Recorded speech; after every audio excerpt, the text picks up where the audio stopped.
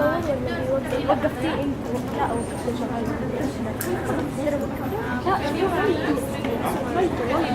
عايز اعرف بكره نظام ايه؟ بكره في بكره ايه نظام؟ خلاص بقى رسمي؟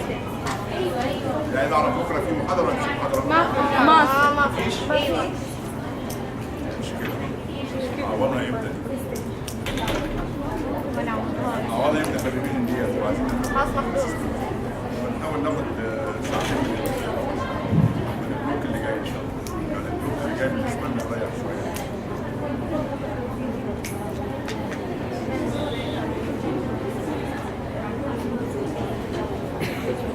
خلاص بكره فاينل، خلاص بكره امتحان 18 مفيش دراسه. بس فاينل اجابه نهائيه 12.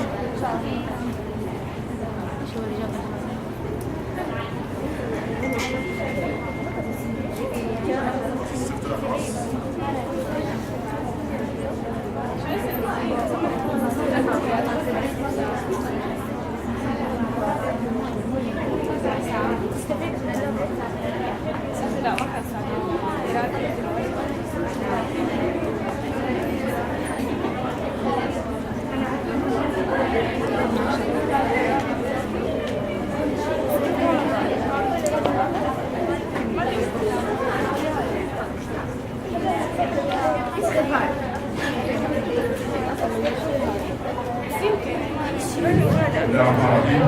الله اتكلمنا على اتكلمنا اول حاجه على المورفوستيميك انستيموليس اللي موجود في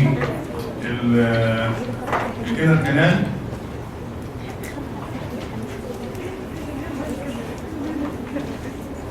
رحنا كده الكانال وادي هنا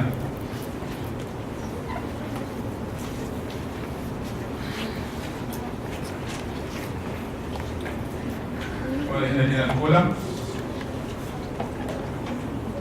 والبلبس موجوده هنا. يبقى عندي ايه؟ الميوكوزا هنا بتاع الابر هاف هنا. يبقى عندنا في هنا الانتيرنال هيمورويدز او الانتيرنال بايلز الموجوده هنا. هنا في اللي هو internal rectal venous plexus. وفي اللور بار هنا اللي هو عند السكين يبقى تحت الميوكوزا يبقى فيه external rectal venous plexus. وقلنا في كوميونيكيشن بين الاثنين في الانال كانال ده بنسميه بورتو ايه؟ سيستميك انستموزس.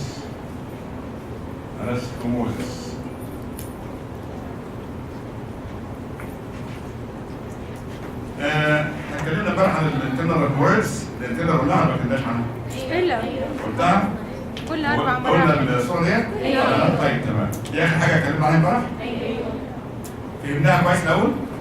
قلنا الانترنال بايز بتبقى بينلس اكسبت انها تبقى لارج يبقى فيها ايه؟ فقط يبقى فيه كده ايه العيان في الاخر لما تبقى في الحاله الستيج 3 والستيج 4 هيقول لك والله انا حاسس فيه كده ايه؟ الم موجود كده، حاجه بتطلع كده من تحت الشرج وفيها الم خفيف كده يعني. دي الانترنال بايز ليه الم خفيف؟ لانها covered by mucous membrane which is supplied by autonomic nerves. فقالت ايه؟ ما تدي sensitive to pain لكن sensitive only to stretch. يعني مثلا لما ايه اللي هو البايل الكبيره دي لما تدي هنا عامله ستريتش على الميوكوزا ففقط تدي ايه؟ يعني ايه؟ سنسيشن اوف بين خفيف. بعكس الاكسترنال بايلز اللي هناخدها دلوقتي وقلنا الخوذ بتاعتها اخر حاجه قلناها امبارح الخوذ بتاعت الاكسترنال بايلز وقلنا تبقى ايه؟ مور كومن انفيميل اثناء الايه؟ اثناء البريجنسي عشان الجرافيد يوترس كومبريس اوفر ذا ايه؟ اللي هو السوبيريور او عموما البنز عموما الانتباه على السوبيريور تريبيوترز اوف ذا سوبيريور ريكتال فين. الاكسترنال هيموريدز دي واقفين عندها مش كده؟ دي اوكيرز ان ذا لور هاف اوف ذا انر كانال. وتحديدا لما قسمنا اللور هاف اوف ذا انر كانال قلنا في جزء منها ترانزيشن ابيثيليوم ده 15 ملم واللور 5 ملم اللي هم حوالين الانر اورفيس ده بنسميه اللي هو فيها ترو سكين. يعني هنا ادي البري انر اورفيس او ادي الانس اهي الانس هي نفس المنطقه دي زي انس او انال اوريفيس. انال اوريفيس. فالسكين اللي حواليها ده في اللور بار، اللور 5 سنتيمتر او 5 ملم، بيبقى هنا في اكسترنال ريكتال فينس بلكسس. كنت قلت ان هنا في البلفيك فيسرا ان الفينز ما بتطلعش از فينز في الاول، بيطلع فروم بلكسس. يعني هنا الانترنال ريكتال بلكسس يطلع منها الايه؟ السوبيريور ريكتال فين. بعد طبعا الاول يطلع منها برانشات زي الانتريبيتر زي الارتري، يعني الارتري اللي هو كان سوبيريور ريكتال ارتري، واتقسم الى ليفت ورايت واتقسم لانتيريور بوستيريور، واتقسم لحوالي 6 ل 10 كولمز هنا زيهم البنت نفس الحكايه. يبتدي من انترنال ريكتال فينس بلكسس. دي بلكسس موجوده في السبميوكوزا اوف ذا ابر بارت اوف ذا كانال. يطلع منها اللي هو فينيولز، بعدها تتجمع وتديني سوبيريور ريكتال فين، وسوبيريور ريكتال فين ده بيكمل لحد الايه؟ البورتا زي ما قلنا. الاكسترنال ريكتال فينس بلكسس اللي هي بلكسس ديت عباره عن تريبيوترز اللي في النهايه هتجمع لي وتديني ايه؟ تديني فين اسمه ايه؟ inferior rectal vein. Inferior rectal vein. This is the inferior rectal vein. لو قلنا ان الانر كانال الابر هارت is supplied by the superior rectal artery وdrained بالsuperior rectal vein. اللور هارت is supplied by the inferior rectal artery وdrained بالinferior rectal vein. وفي كونكشن في السبميوكوزا بين الانترنال والاكسترنال اللي بنسميها بورتو سيستميك انستيموزس.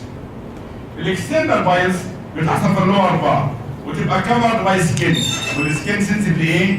للبين. سو ات از بينفول. يبقى تلاقي العيان يشتكي كده لما في الصوره كده يشتكي من ايه؟ اكيوت تندر ماس. في تندر ماس هنا، اكيوت تندر ماس موجوده جنب الانر اوريفيس. اكيوت تندر ماس موجوده جنب الانر اوريفيس. غالبا بتبقى اسوشيتد مع انترنال هيموريدز. غالبا او موست كومن يكون معاها انترنال هيموريدز. لما نفحص العيان نلاقي عنده فيه انترنال هيموريدز، ممكن تحصل لوحديها بس موست كومن يكون معاها انترنال هيموريدز موجوده معاها.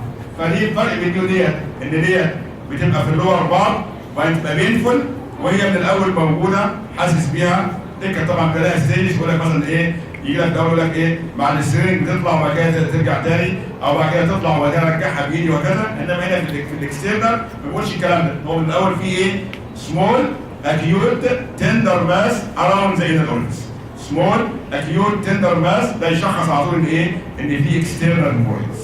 عرفنا الفرق بين الاثنين؟ واضح الفرق بين الاثنين؟ مفهوم؟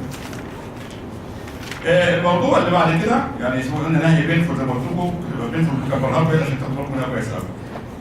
ده اللي هو يعني ده بيبين اللي هو الانترنال والاكسترنال، ان هو يبقى الانترنال يبقى فوق اللي هو الانر ميمبرين، وانتوا اكيد خدتوا البيولوجي. الاكسترنال تبقى تحت منهم، فاحيانا يبقى الانترنال لوحديها او الاكسترنال لوحديها وده قليل، او الموست كومن بيبقوا الاثنين موجودين مع بعض.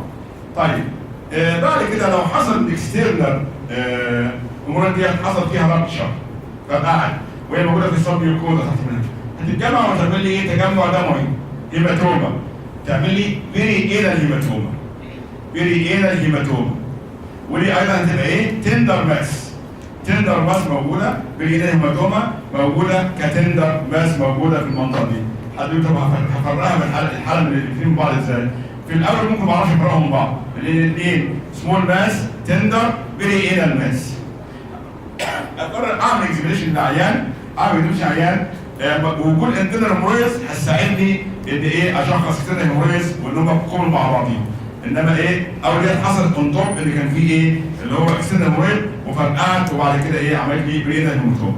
او نتيجه ايه؟ بري يعني ايه؟ حصل ايه؟ تروما في بيس هنا نتيجه اي حاجه. واحد انسان طبيعي عادي خالص ما عندوش ايه؟ هيموريز، وحصل له تروما، عنده هيستوري اوف تروما، واتجمعت كده شويه بلاد موجوده حوالين الانال اوريفيس، وطبعا المنطقه اللي بينفول فتبقى ايه؟ تدي بينفول بس في هذه المنطقه. فتبقى ممكن من الاول تكون لوحدها اون توب اوف تروما، يبقى ايه؟ اللي هو بري انال هيماتوما، او يعني اون توب اوف اكسترنال هيموريج وحصل فيها فرقعت لوحدها، او مايكروف ايضا حصل فيها ايه؟ اللي هو كونت هيماتوما، وتبقى موجوده ايضا بينفول ماس، تبقى فيري بينفول لانها ايه؟ كلهم الحاجات اللي موجوده في اللي هو تحت السكين سوماتيك نيرف سنسيشن، يبقى ايه؟ بينفول او فيري بينفول كيسز. في بقى الموضوع مهم اللي هو البينال فيشرز وركزوا معايا عشان نفهموا بعض كويس. الانال فيشرز